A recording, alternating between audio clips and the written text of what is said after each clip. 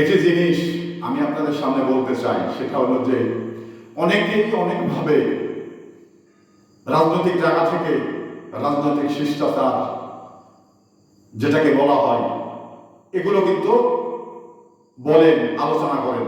তো এখানে যে বিষয়গুলো আমি একটি মানুষের ক্ষেত্রে যদি বলতেই হয়, তো ভদ্রতা এবং রাজনৈতিক শিষ্টাচার মেনেই তার বিরুদ্ধে কথা বলতে হবে।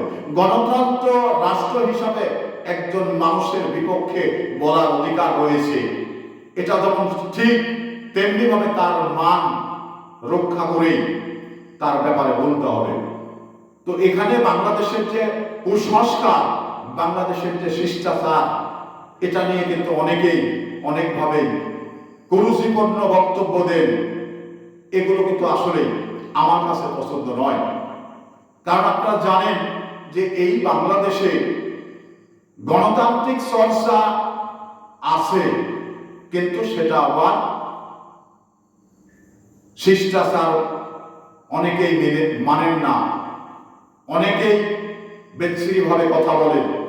দেখুন, একটি জিনিস আপনি সম্মান দিয়ে একটি মানুষকে কথা বললে তো আপনার দোষ হওয়ার কথা নয়, কারণ রাজনৈতিক চর্চার অধিকার রয়েছে, রাজনৈতিক বক্তব্য দেওয়ার অধিকার আপনার রয়েছে, কিন্তু আপনি শিষ্টাচার মানবেন না।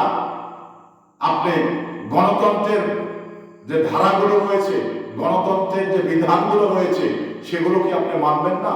সেগুলো মেনেই আপনাকে এই বক্তব্য দিতে হবে। তবে আমি অনুরোধ করব, যারা বাংলাদেশের রাজনীতিবিদ, একজন আরেকজনের প্রতি কথাটা যেন আক্রমণাত্মক না হয়, কথাটা যেন মার্জিত ভাষায় হয়। এই নোংরামি ছেড়ে রাজনৈতিক চর্চা শিষ্টাচার মেনেই রাজনৈতিক চর্চাগুলো করা দরকার আমি মনে করি। তো ভালো থাকবেন।